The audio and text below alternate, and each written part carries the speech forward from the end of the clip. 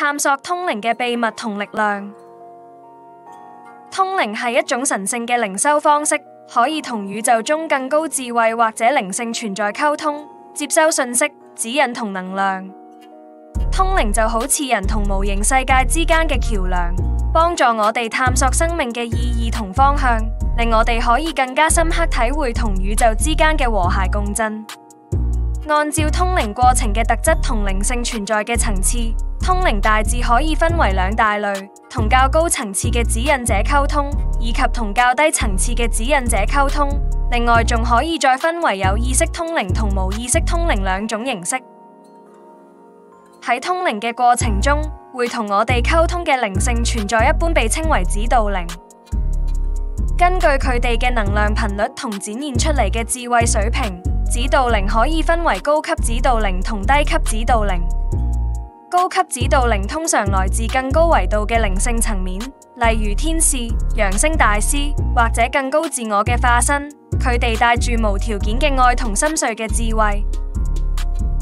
相反，低級指導靈通常嚟自較低能量層面，可能係迷失嘅靈魂，或者仲未解脫嘅眾生。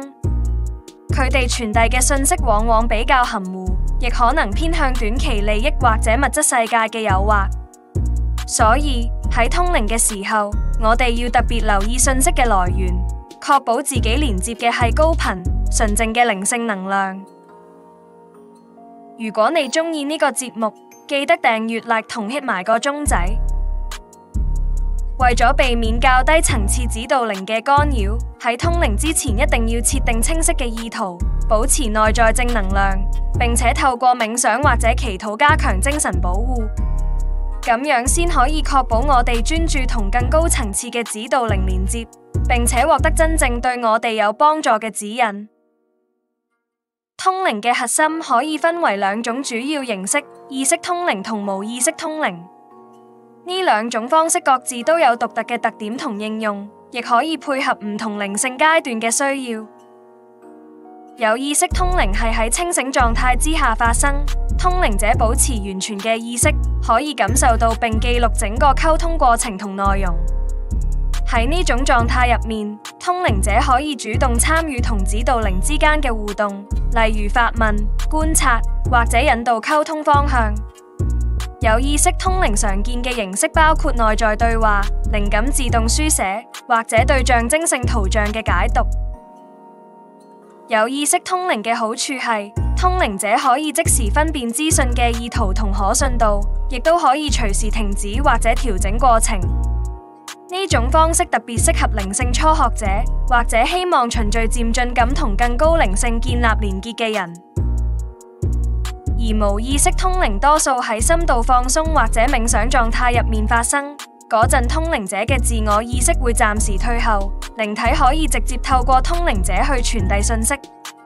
喺呢種情況之下，通靈者通常唔會記得過程嘅細節，信息嘅純度可能更高，但同時亦都需要更強嘅能量保護，避免受到低頻能量干擾。無意識通靈常見於媒介嘅自動口述、深層夢境，或者身體自然出現嘅特定動作。呢兩種通靈方式各自適合唔同嘅人同情況，通靈者應該按自己當時嘅狀態同靈性目標，揀最適合嘅方式，先至可以真正獲得心靈層面嘅啟迪。無論係高階指導靈定係較低階嘅靈性導引，都會用唔同方式同我哋溝通，傳遞信息，帶領我哋走向心靈覺醒。直覺同內在感受，呢個係最常見嘅通靈方式。指導靈通常會透過直覺或者心入面嘅感應去傳遞信息，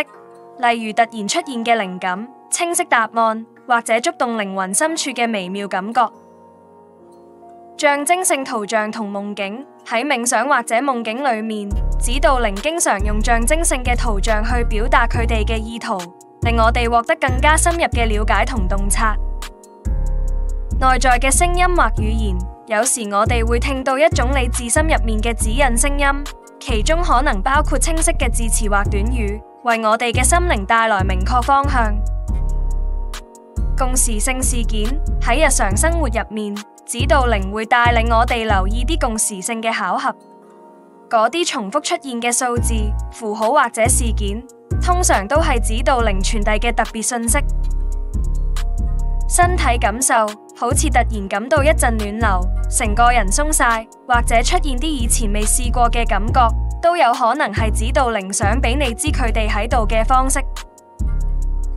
每個人由指導靈接收訊息嘅方式都可能好唔同，有啲人比較靠直覺，有啲人就更容易理解夢境或者特定圖像。無論用邊種方法，保持開放心態，同時分辨訊息嘅來源同意圖，都係非常重要，咁先可以真正用到指導靈嘅智慧。提升心靈感應嘅能力，唔單止係接收高階指導者嘅訊息，亦都代表住同宇宙共振，提升自己嘅頻率，並且建立穩固而純粹嘅靈性連結。以下係幾個實用技巧，可以幫助靈修者喺通靈過程中獲得更高嘅敏感度同清晰度。練習冥想同正念，每日抽少少時間去冥想，令自己保持平靜同專注，可以提升感知力同靈性敏感度，令通靈過程更加順暢同真實。明確意圖，喺通靈之前，要先講清楚自己嘅意圖，例如希望連結純正高頻能量，同時隔絕所有低頻或者負面干擾。清晰嘅意圖係成功通靈嘅基本關鍵。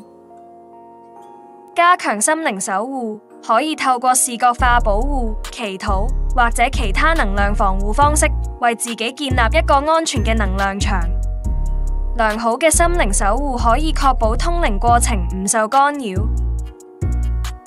記錄訊息，每次通靈時嘅感受同收到嘅資訊，都可以記低啲細節，方便之後再睇返、分析同反思。咁唔單止可以知道自己有冇進步，仲可以為之後嘅通靈提供好重要嘅參考同啟發。通靈係一扇通往精神世界嘅窗口，透過佢，我哋可以探索自己同宇宙之間更加深層嘅連結同奧秘。無論係與更高層次嘅指導力量建立聯繫，或者選擇以有意識定無意識嘅方式通靈，我哋都需要保持正面態度同純正意圖。喺通靈旅程之中，勇氣、耐性同持續投入都非常重要。隨住一步一步嘅練習，我哋會接收到越嚟越清晰、富啟發性嘅信息，並喺過程中成長為更深層嘅靈性存在。通靈唔只係一種心靈工具，更加係一段自我成長嘅旅程。佢會帶領我哋探索內在智慧同愛嘅力量，學識聆聽自己心靈嘅聲音，發掘無限潛能，並且喺走向神聖同和諧嘅路上，不斷創造屬於自己嘅心靈世界。此刻，願每一位探索心靈嘅人都能夠勇敢投入呢段旅程，發現藏喺內心深處嘅奇蹟。願心靈之光照亮所有踏上成長道路嘅人，引領佢哋走向智慧、愛與和諧嘅神聖境界。探索、學習、成長，讓我哋一齊喺呢條心靈之路上共同行走。